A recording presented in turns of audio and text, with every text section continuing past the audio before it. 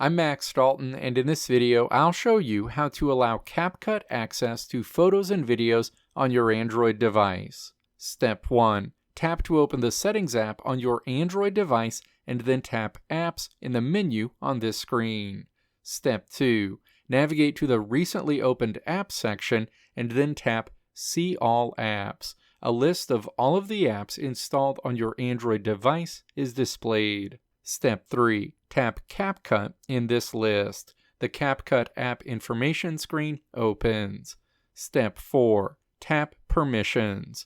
Step 5. Navigate to the Not Allowed section and then tap Photos and Videos. Step 6.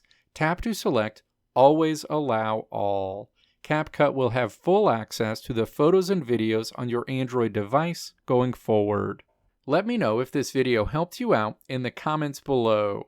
If you liked what you saw here, click the video links on the right side of the screen to check out another video.